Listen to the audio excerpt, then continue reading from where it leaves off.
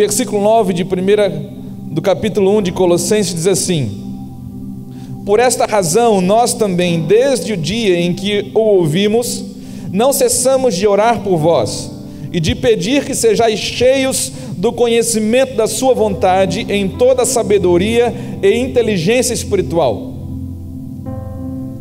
Note que não é de qualquer forma que nós podemos descobrir a vontade de Deus. Requer algo muito mais do que simplesmente vontade.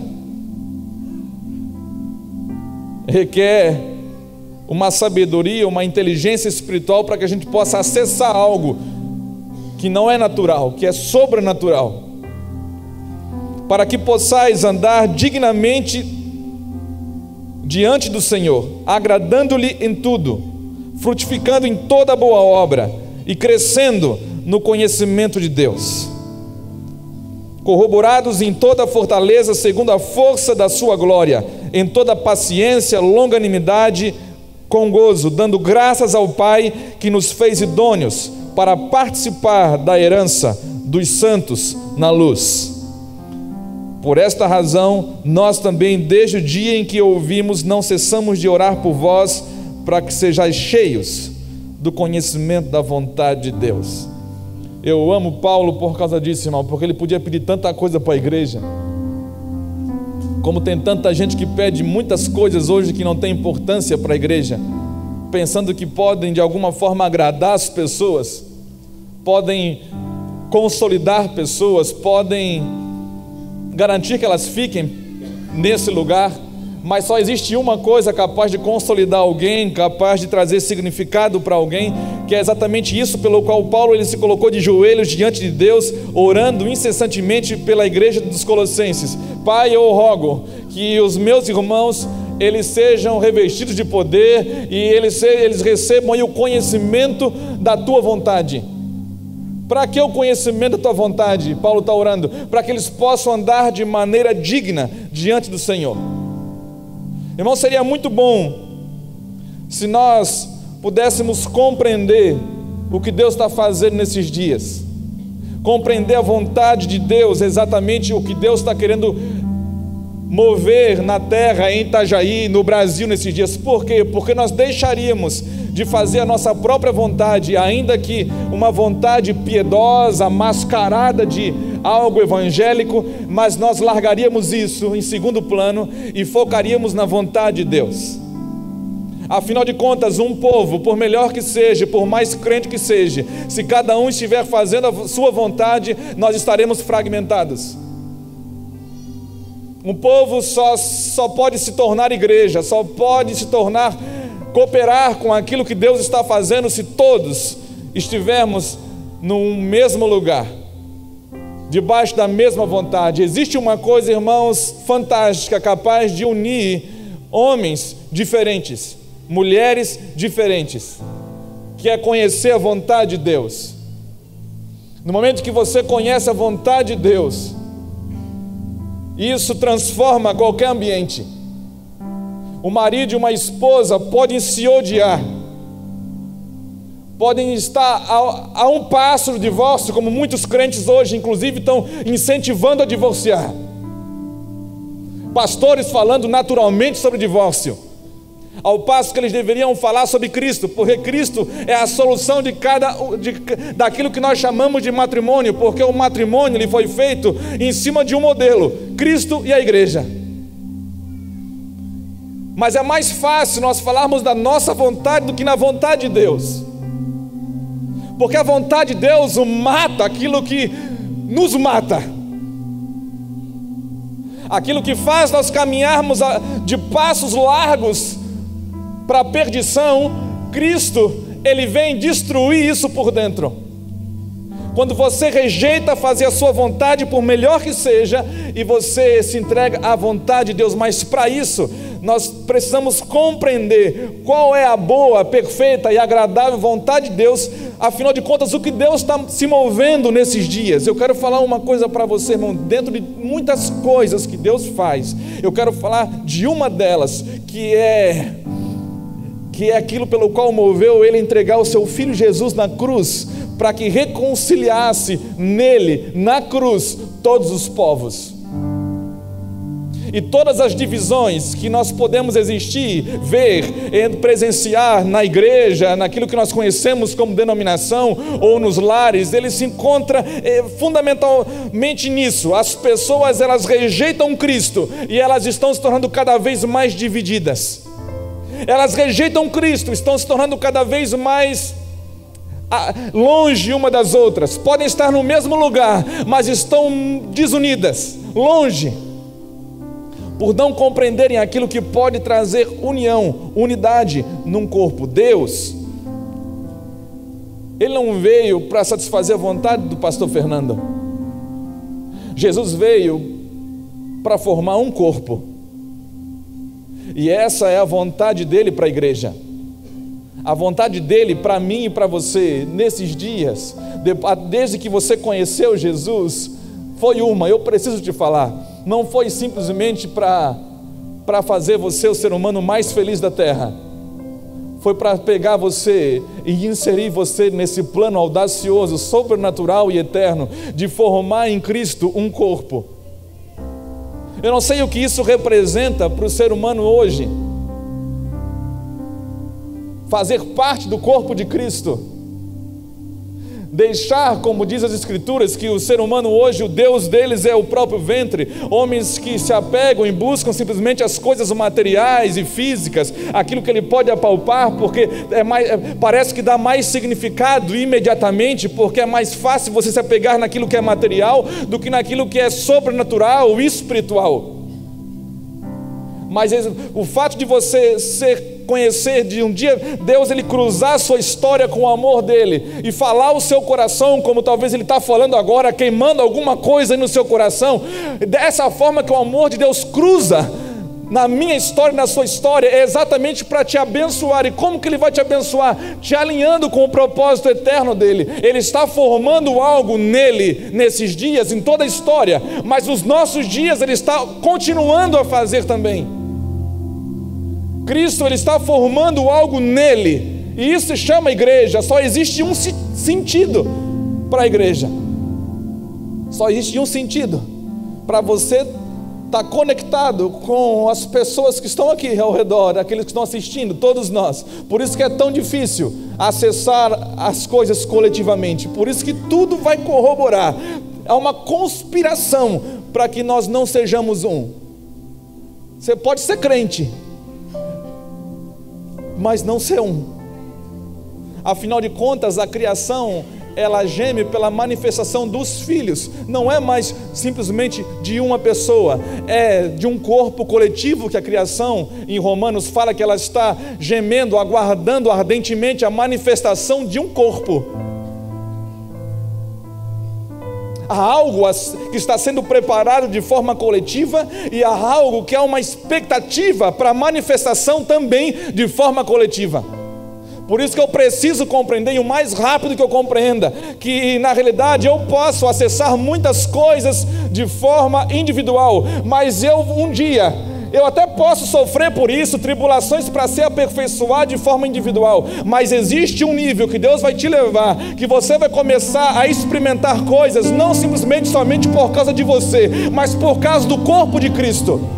Paulo, um dia ele experimentou coisas individuais por amor a ele, por amor à vida dele, mas um dia ele falou: olha, eu cumpro no meu próprio corpo o resto das aflições do Cristo, por amor ao meu ministério. Não foi pelo ministério dele, foi pelo ministério de Jesus Cristo. E o ministério de Jesus Cristo é um só, não é Mevan, não é quadrangular, não é presbiteriano, não é batista. O ministério de Jesus Cristo é o seu próprio corpo. Ele morreu pelo seu próprio corpo. Há uma expectativa sobre nós. Há uma expectativa não somente no Brasil, em todos os países. Há uma expectativa. A criação está de olho em mim e você. Porque afinal de contas, o inferno, irmãos, ele pode resistir você, mas ele não resiste à igreja. A palavra fala que as portas do inferno não podem prevalecer contra a igreja do Senhor. Então, se você pode acessar coisas individuais como conhecimento, como ministério, você pode agir de forma individual até e obter até um certo sucesso, mas você vai até um certo ponto, mas os níveis maiores, mais profundos, nós não vamos nos mover como um homem isoladamente, nós vamos nos mover como um corpo. Por isso eu quero falar nessa noite sobre o corpo do Senhor Jesus e como que nós vamos fazer parte disso na prática, hoje. Há uma mensagem para você hoje, você que está assistindo, você que vai para casa, vai pensar nessa ministração, hoje, de fato, na nossa prática, amanhã, segunda-feira, terça, quarta, o que isso representa e como que nós podemos alcançar êxito nisso, de nos encaixar nesse propósito, de nós avançarmos nesse propósito, de nós mergulharmos nesse propósito. Por isso que ele fala que para nós pertencermos a isso e sermos herdeiros disso tudo, nós precisamos de uma coisa fundamental. Sem isso, você pode falar para você mesmo, eu nem vou pedir para você falar para o irmão que está do seu lado, eu vou pedir para você falar para você mesmo. Sem humildade, irmãos, é impossível. Você precisa alcançar níveis de humilhação maiores para que esse corpo possa ser aperfeiçoado a cada dia mais. Bem-aventurados sois vós, bem-aventurados os humildes de espírito, os pobres de espírito, porque deles é o quê? Deles é o reino de Deus, deles é o reino do Cristo, do Messias. O reino de Deus, se você quiser fazer parte desse negócio, se você quiser fazer parte dessa herança de Deus, você precisa ser transformado e alcançar essa característica nele, de ser humilde, ser pobre de espírito. O que é isso, pastor?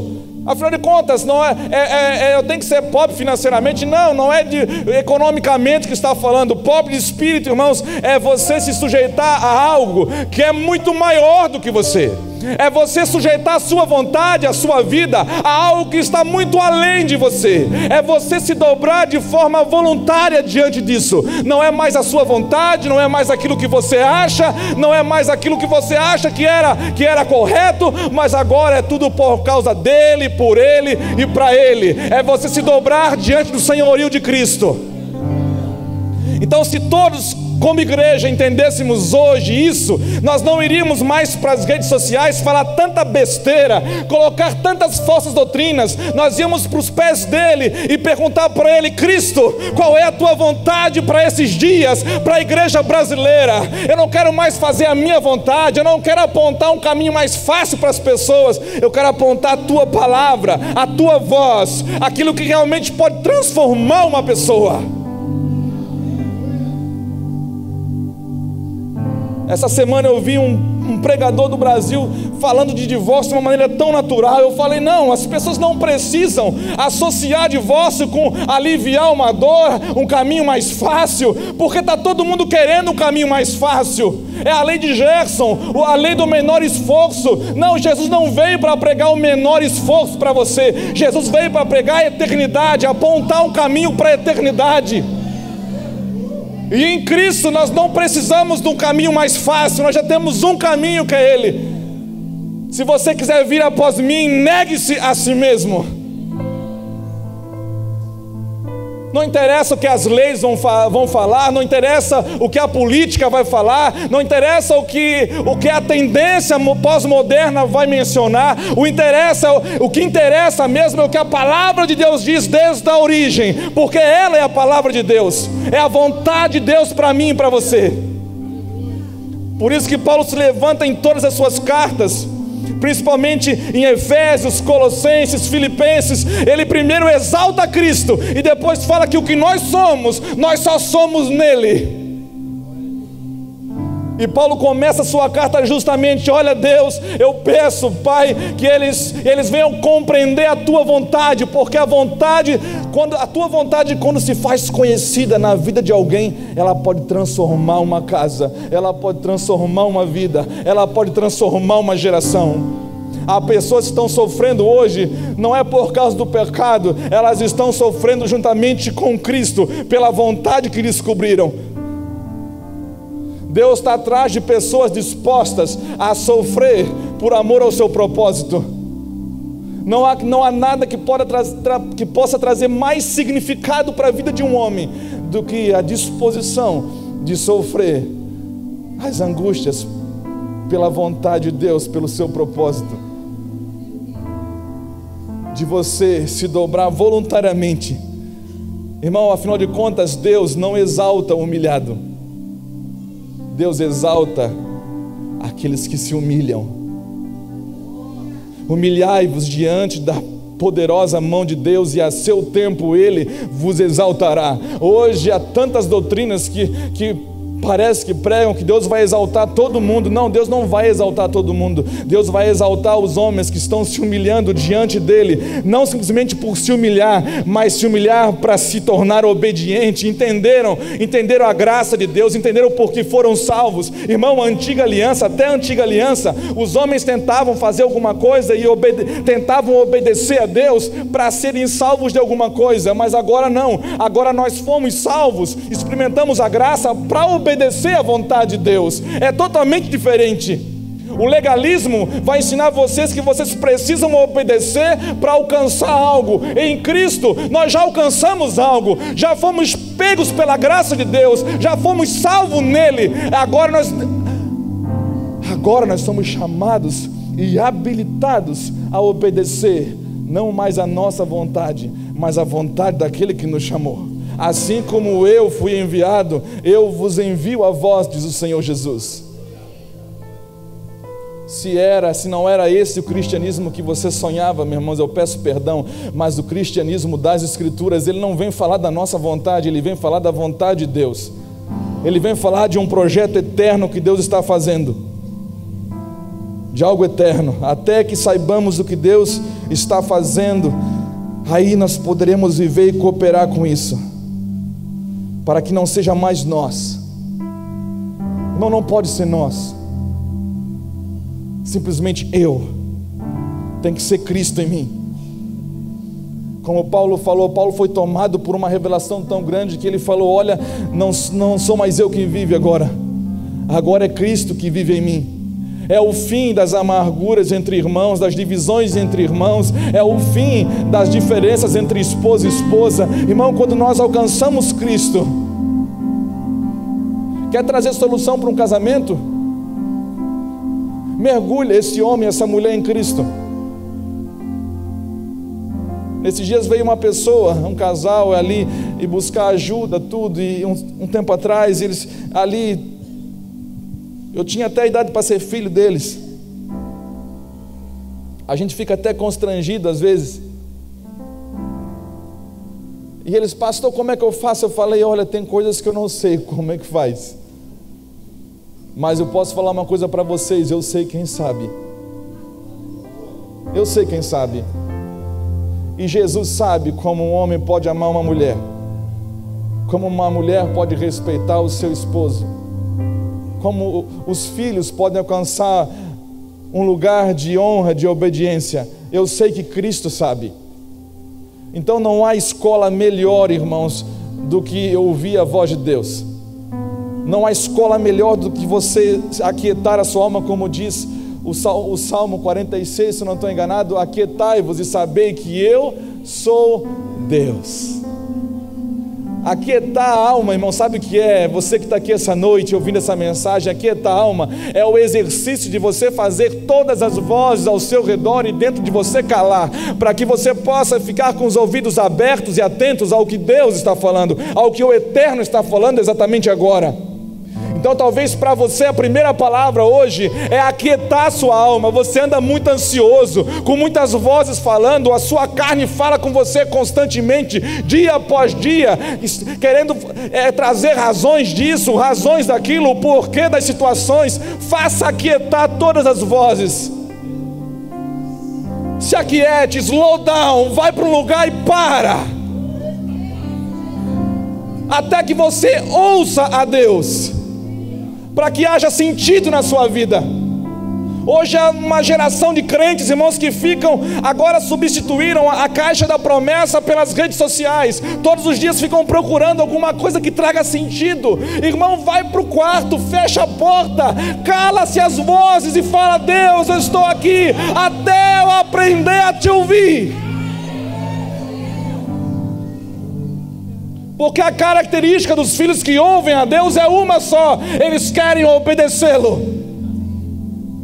Por isso que Paulo fala em Romanos: mergulhe nessa graça, para que vocês possam aprender a obedecer a Deus. Não mais ofereçam os vossos membros ao pecado para serem escravos, porque vocês são servos daqueles que vocês obedecem. O pecado para a morte ou da justiça para Deus. Não há meio termo. Paulo está trocando a trombeta aos romanos. Ele está falando: não ofereçam mais, não vivam mais do mesmo jeito de quando vocês antes de conhecerem a Cristo. Vivam de maneira diferente. Você não tem autorização pela graça de Deus, escute isso: Deus não te autoriza pela sua graça a você viver de qualquer jeito. O amor de Deus recebe todos como chegam, mas Ele não permite, Ele não pactua com você para que você continue da mesma forma, porque o amor de Deus é transformador. A longanimidade de Deus, a bondade de Deus te conduz sempre ao arrependimento, e o arrependimento é mudança de vida.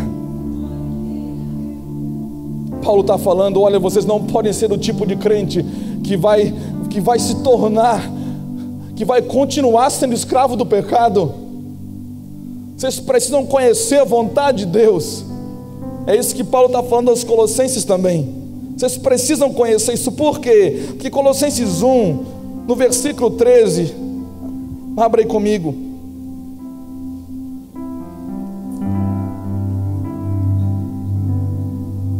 Aleluia. Você está percebendo Deus falar com você? Deus não veio, irmão, Jesus não morreu na cruz para dar uma ajeitada na sua vida. Jesus morreu na cruz para te dar uma vida nova, e é uma vida no corpo dele. Você vai se realizar se você descobrir isso, crente. Você vai se realizar. Deus fala nas Escrituras que a melhor coisa que tem é quando você está fazendo parte daquilo que Ele está construindo. A vida abundante guardada para mim e para você. Há uma novidade de vida em Cristo. Colossenses 1, 13 em diante diz assim: Ele nos tirou da potestade das trevas e nos transportou para o reino do Filho do seu amor, em quem temos a redenção pelo seu sangue, a saber, a remissão dos pecados, o qual, o Cristo, é a imagem do Deus invisível, o primogênito de toda a criação. Porque nele foram criadas todas as coisas que há nos céus e na terra, visíveis e invisíveis, sejam tronos, sejam dominações, sejam principados, sejam potestades. Tudo foi criado por Ele e para Ele. Tudo é para Ele. E Ele é antes de todas as coisas, e todas as coisas subsistem por Ele, vivem baseados nele, são sustentados por Ele. E Ele é o cabeça do corpo da igreja, é o princípio, Ele é o primogênito entre os mortos, para que em tudo tenha a preeminência. Porque foi do agrado do Pai que toda a plenitude nele habitasse, e que, havendo feito por Ele paz pelo sangue da cruz, por meio dele reconciliasse consigo mesmo todas as coisas, tanto as que estão nos céus quanto as que estão na terra. No capítulo 2, versículo 9, ele fala a mesma coisa: porque nele habita corporalmente toda a plenitude da divindade. Irmão, eu não sei que tipo de conhecimento nós estamos querendo acessar nesses dias, se um conhecimento humano, um conhecimento bom, teológico, alguma coisa que vai preencher a gente por algum tempo. Mas eu quero falar para você que foi do agrado do Pai que a plenitude de Deus, a plenitude do conhecimento de Deus habitasse numa pessoa, e essa pessoa se chama Cristo. Se você quer conhecer a plenitude de Deus, só tem um jeito, só existe um caminho.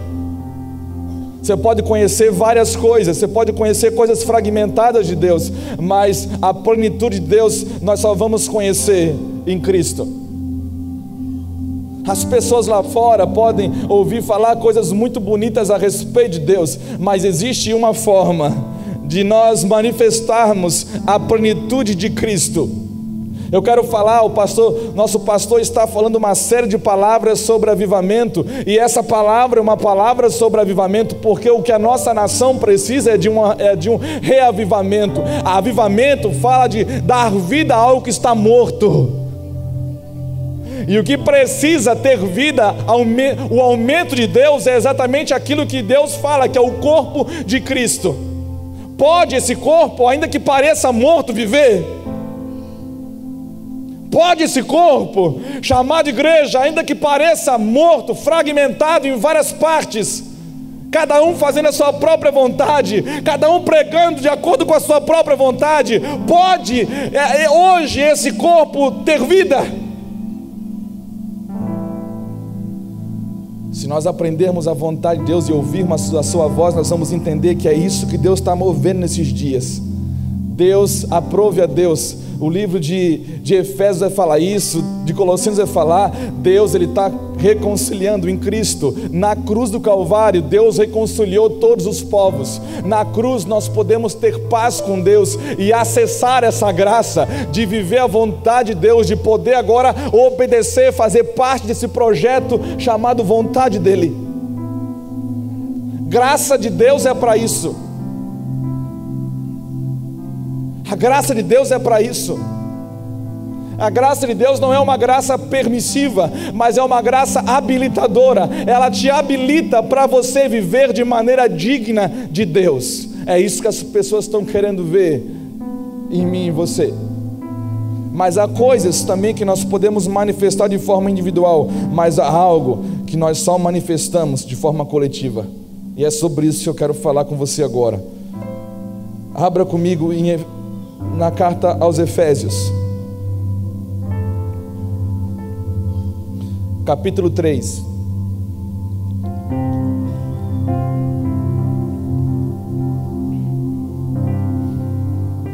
Nós devíamos estar chorando mais pelo corpo de Cristo do que chorando pelas nossas próprias necessidades. Quando nós ouvirmos de fato a voz de Deus e o coração de Deus ser compartilhado com o nosso, eu creio que uma das coisas que Deus tem mais prazer, porque todo pai tem esse prazer, e se todo pai tem esse prazer, Deus também tem, porque nós aprendemos um pouquinho, pegamos reflexos dele.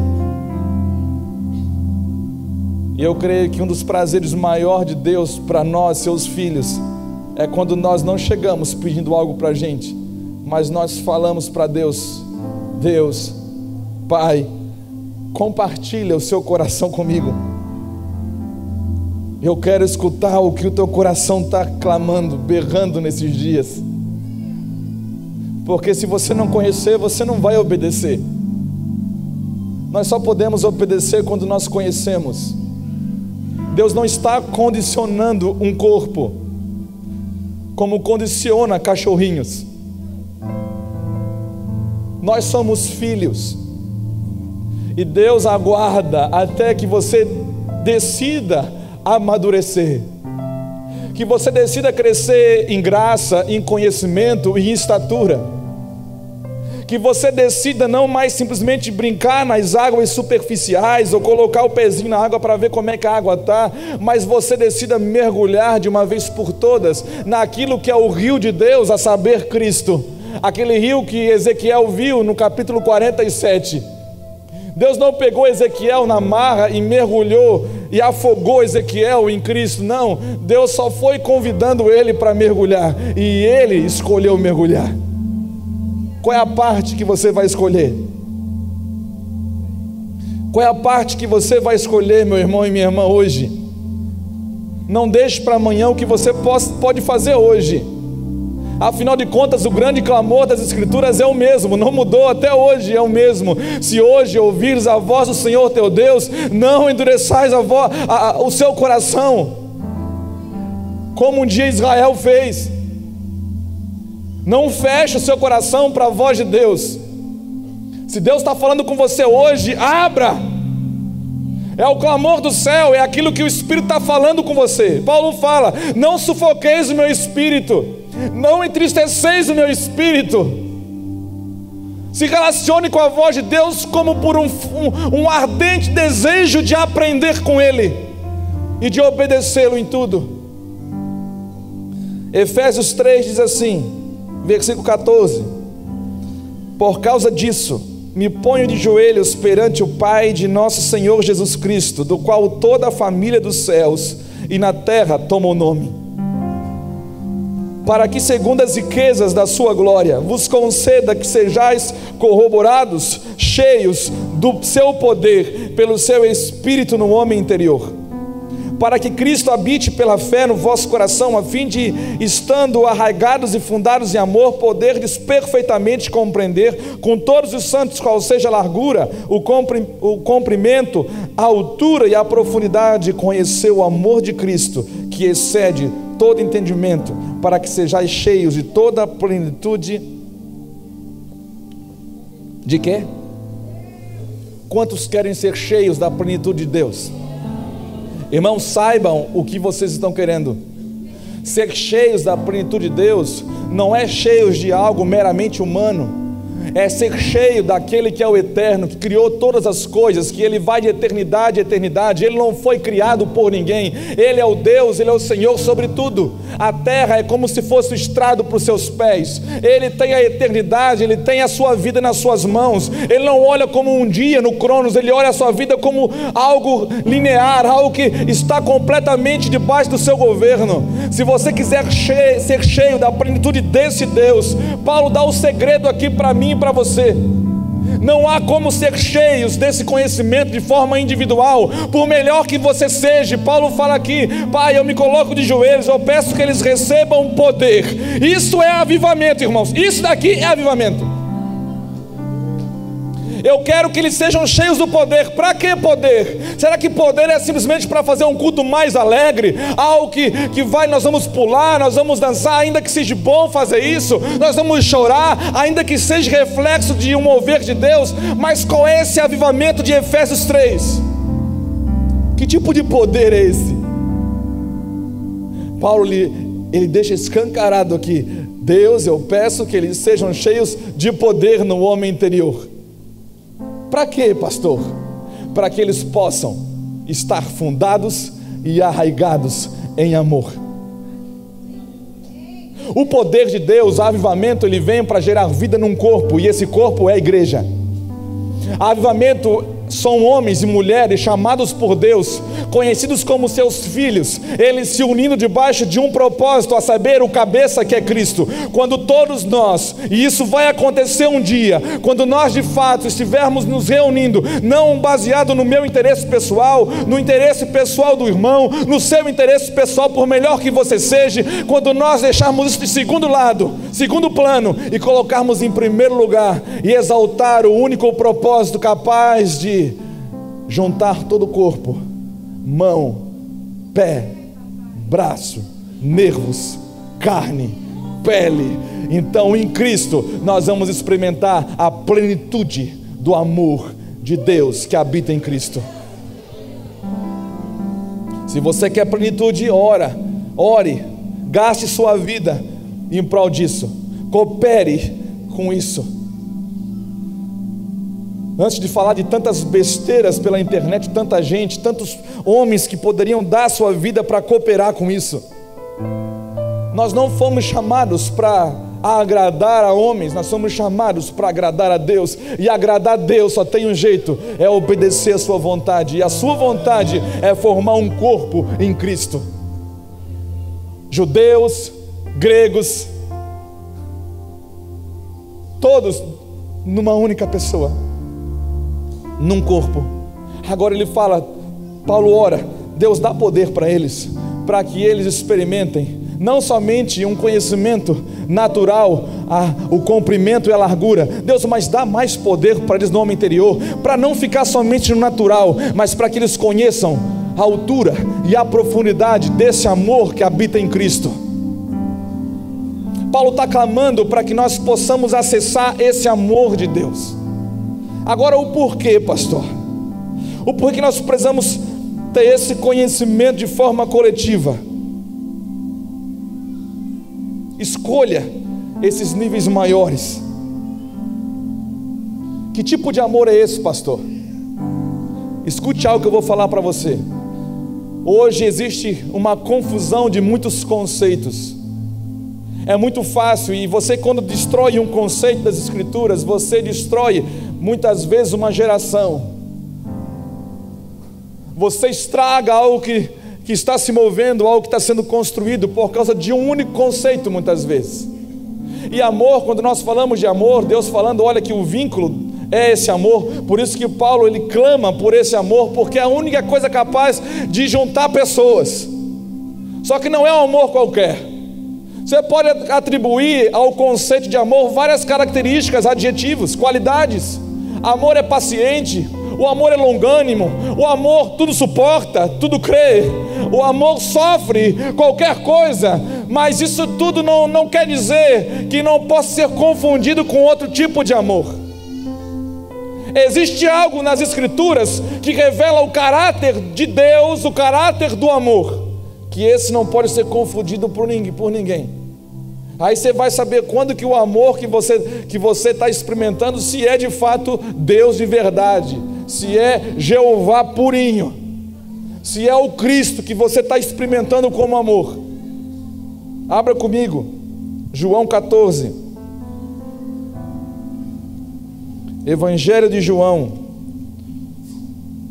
capítulo 14, versículo 21.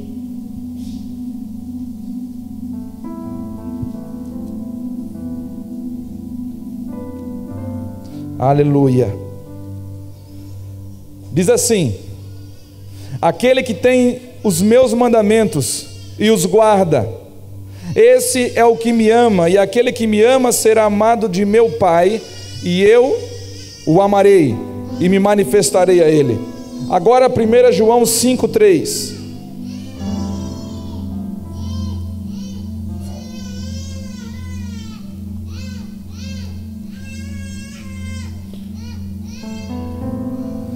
João 5,3.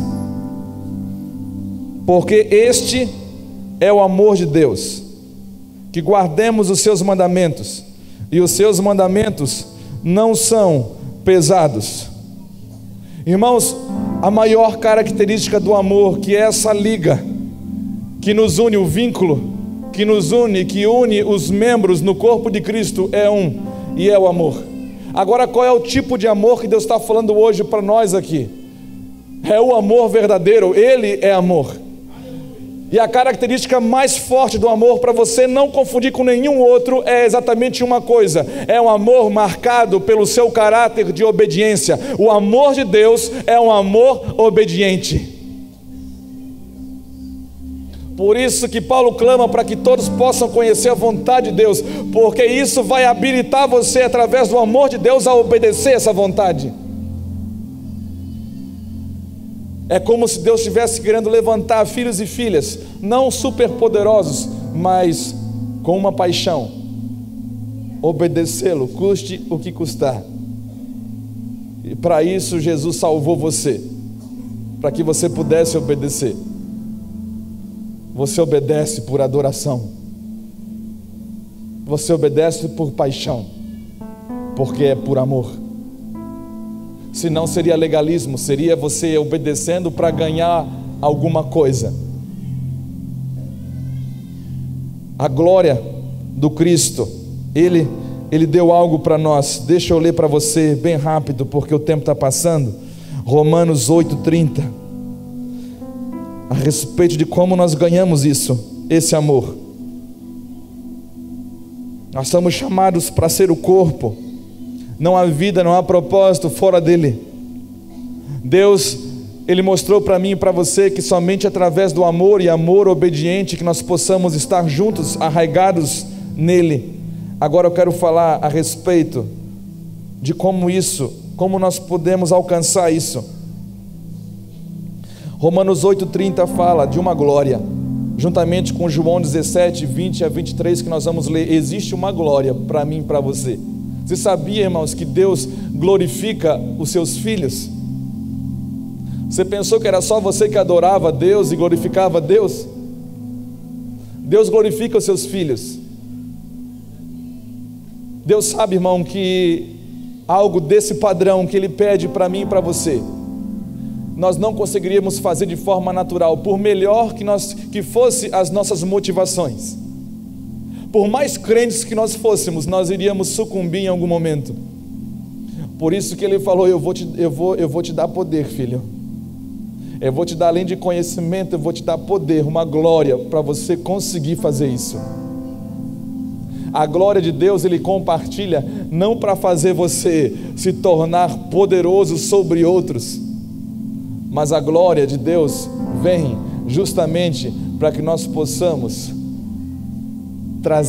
formar um corpo saudável do Cristo, com um propósito que nós vamos ver logo depois. Romanos 8,30 diz assim: e aos que predestinou, a esse também chamou, aos que chamou, a esse também justificou, e aos que justificou, a esses também glorificou. Deus chamou você. Um dia você ouviu a Deus. Não foi você que veio atrás de Deus, foi Deus que foi atrás de você. Deus chamou cada um de nós. E quando você é chamado e você aceita esse convite, você se entrega a esse convite, você vai descobrir uma coisa: você é justificado em Cristo. E aos que foram justificados em Cristo, também foram glorificados nele. Agora, o impressionante é o que acontece com essa glória. João 17 diz assim, João capítulo 17, do versículo 20 ao 23, diz assim: Jesus falando sobre essa glória que vem sobre mim e sobre você. E eu oro que essa glória, se não é comum já, que você não experimentou ainda, que você experimente essa glória de Deus, que essa glória venha sobre você. Ela é algo que vai preparar o corpo de Cristo para a grande manifestação dos últimos dias, que vai preparar o corpo de Cristo, porque a plenitude de Deus habitou no corpo de Cristo, e nós somos o corpo dele. Existe algo, por isso que eu falei, existe algo que o diabo não está muito afim que aconteça. Os demônios não querem, os principados e potestades não querem, que são filhos e filhas descobrindo a vontade de Deus, recebendo essa glória e se entregando ao mover de Deus, a saber, o corpo de Cristo, para manifestar algo que é o que a criação está na expectativa, que é o que o Brasil precisa, que é o que nós clamamos por avivamento. Deus, dá vida a esse corpo de novo. Deus, move esse corpo de novo, segundo a tua vontade. Ele diz assim: eu não rogo, João 17, versículo 20, eu não rogo somente por estes, mas também por aqueles que pela sua palavra hão de crer em mim, para que todos sejam o quê? Um, como tu, ó Pai, o és em mim e eu em ti. Existe um modelo, irmãos, de unidade. Existe um padrão, não é humano, não é natural. O padrão de unidade, ele é do céu. Tudo que envolve unidade é necessário conhecer a Deus, porque foi Deus que criou.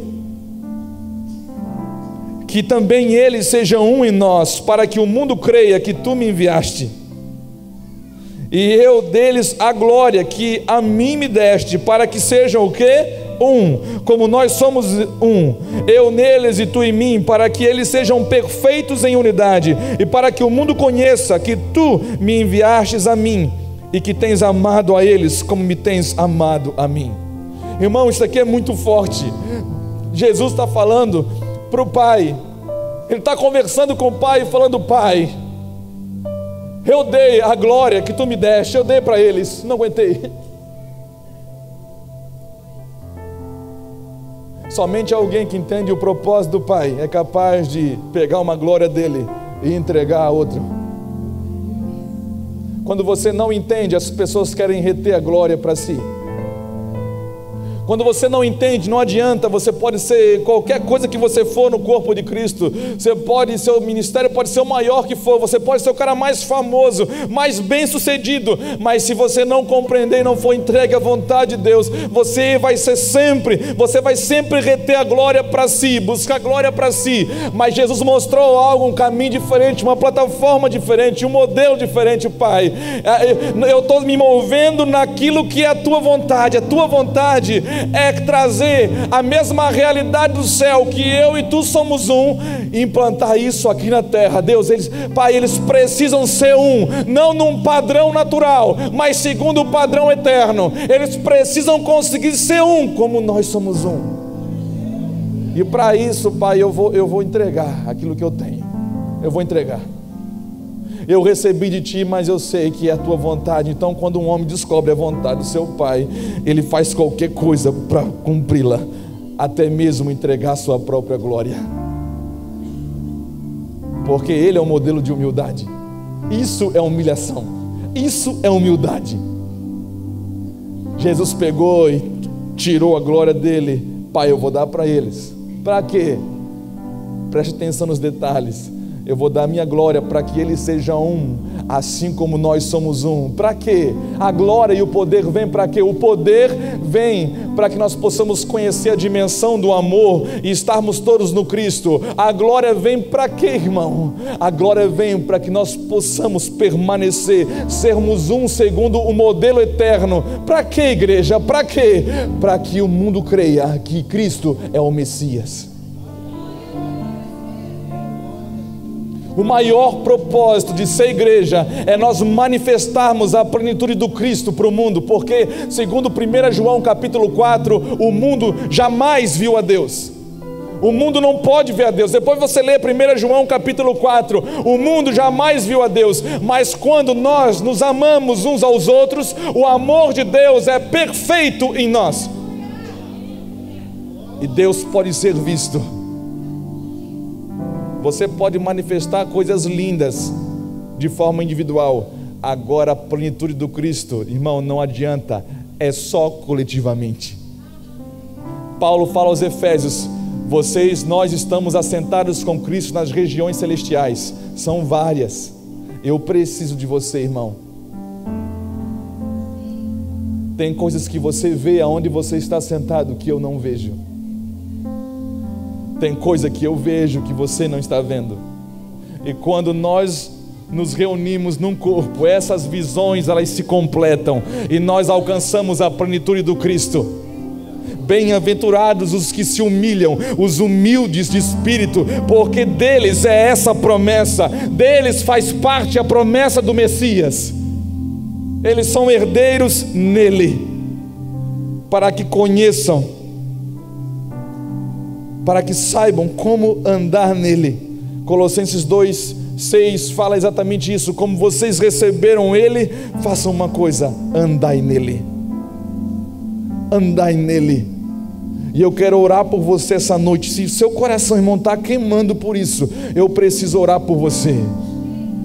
Você que está aqui nesse lugar, se você está ouvindo essa mensagem em algum lugar desse planeta, você dobra o seu joelho aonde você está, aí na sua casa. Mas aos que estão aqui, eu quero convidar você para se colocar de pé essa noite. Eu quero orar por você em nome de Jesus. Pastor, eu quero fazer parte disso. Eu quero ser cheio do poder. Eu pensava que poder era para uma coisa, pastor, mas hoje ficou claro, o poder de Deus veio para uma coisa, para que eu viesse a descobrir a vontade do meu Deus, e que eu pudesse ser obediente a Ele. O poder veio para fortalecer meu homem interior para isso. Esse é o poder de Deus, a obediência da fé, como diz Romanos 1. Paulo ele enxergou uma geração de filhos e filhas obedientes pela fé. Pastor, mas e se eu desobedecer? O crente precisa entender uma coisa, irmãos, hoje, voltar a entender: desobedecer, pecado, é um acidente, nunca pode ser uma prática voluntária. Então, se você tem problema com o pecado, você tem um advogado. E se é uma prática que você não consegue se libertar, você precisa de Jesus. A bondade de Deus pode te conduzir ao arrependimento e você ser liberto disso, e se apaixonar por pela voz que você vai ouvir. Aqueles que experimentaram, eles sabem o que eu estou falando. Há um texto que eu amo a respeito de ser igreja, de avivamento, que Paulo fala aos Filipenses, capítulo 2: tenham todos, até que todos tenham o mesmo sentimento de Cristo, que não teve por usurpação ser igual a Deus, mas se humilhou. Todo mundo conhece esse versículo, é forte, não é, irmãos? É impactante. Mas eu vou ler os dois anteriores para você, porque senão você pode mudar conceitos ou diluir uma verdade. Quando nós falamos para nós termos o mesmo sentimento, nós precisamos saber, afinal de contas, qual é o sentimento que Cristo teve. Porque tenhais todo o mesmo sentimento, mas afinal de contas, pastor, qual o sentimento para nós termos? Vamos lá, Filipenses capítulo 2.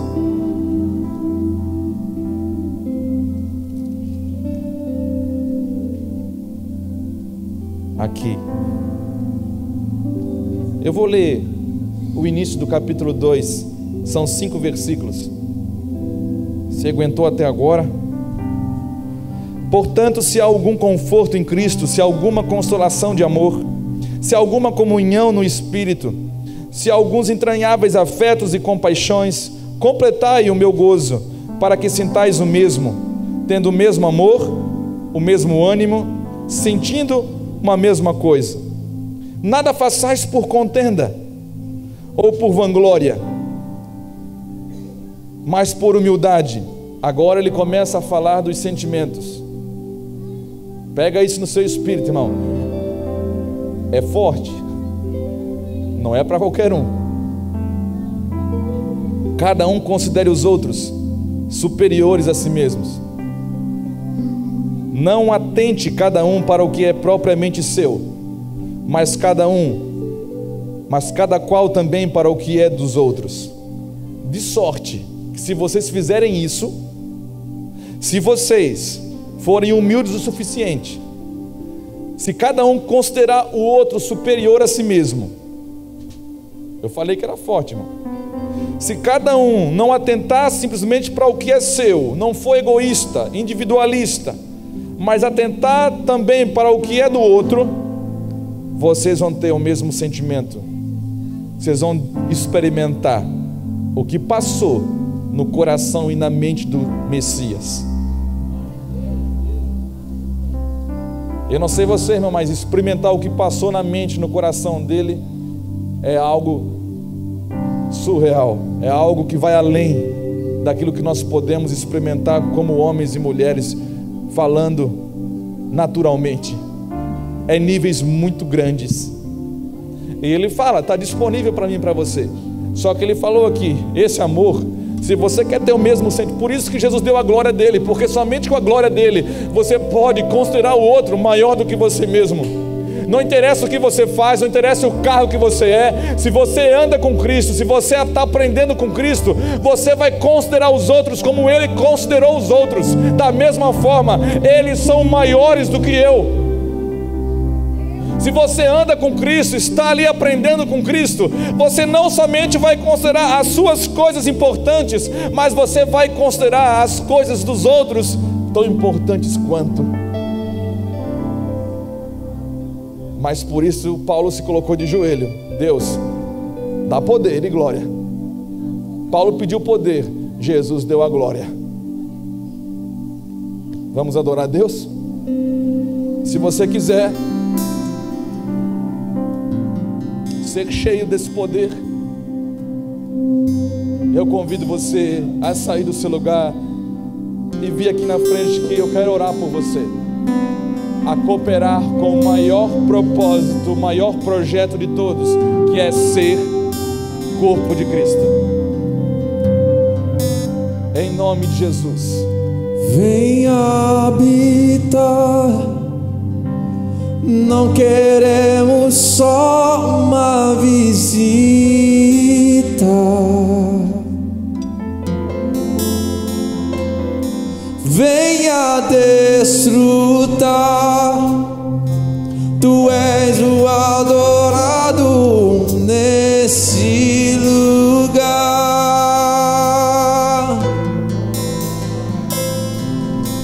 Venha habitar, não queremos só uma visita.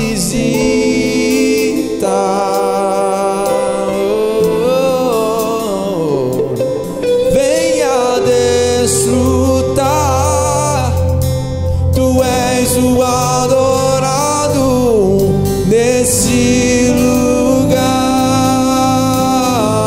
Venha habitar, venha habitar, não queremos só uma visita.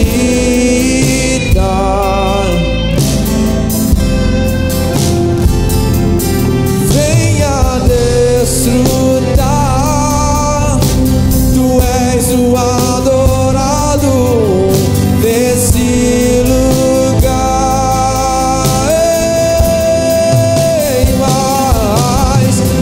mais que tudo, nós queremos tua glória, tua glória. E mais que tudo, nós queremos tua glória, tua glória, tua glória, Senhor, tua glória, Senhor, me apaixona e me transforma. Tua glória, Senhor, tua glória, Senhor, me apaixona e me transforma. E mais que tudo, nós queremos tua glória, tua glória. E mais que tudo, nós queremos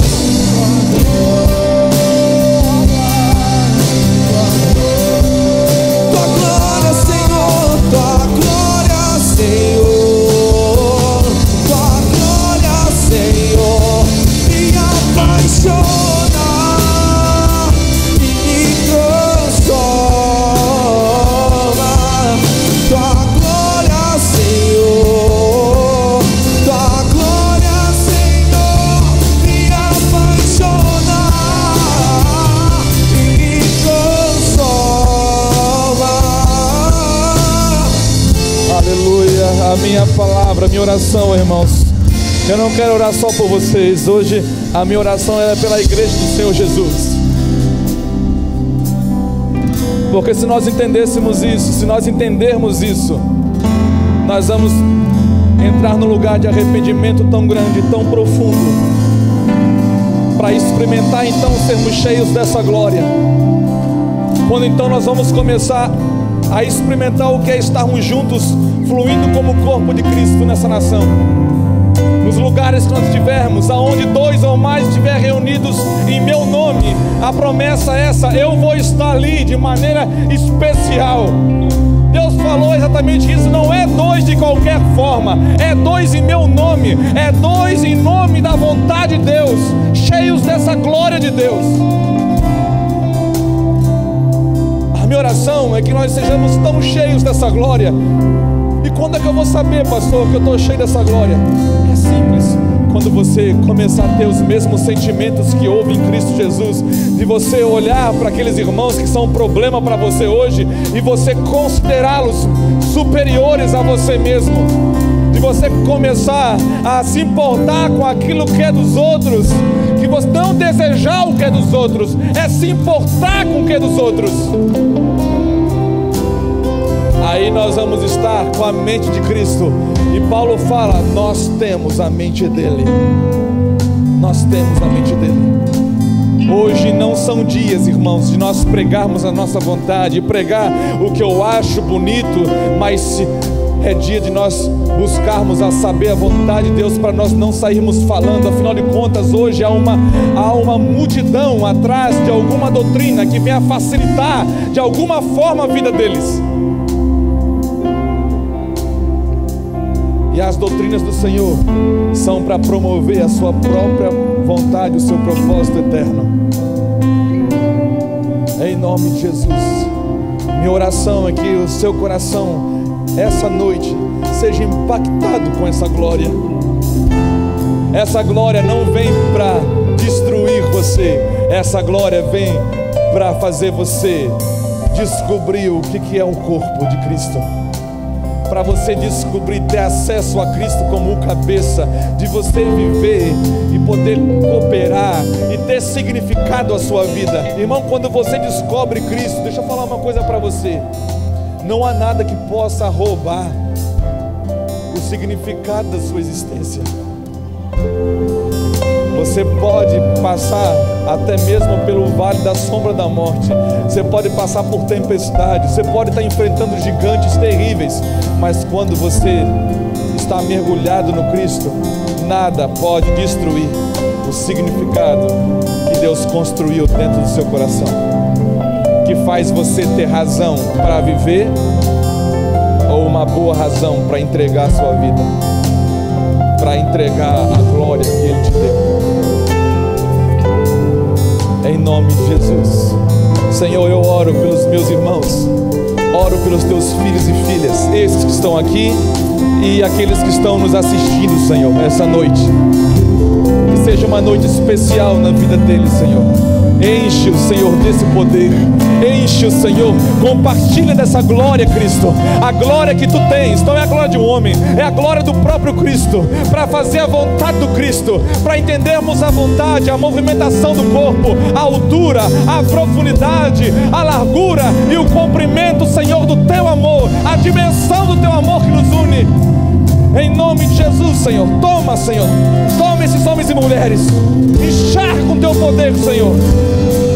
Mais que tudo, Senhor, nós clamamos a Ti, mais do que tudo,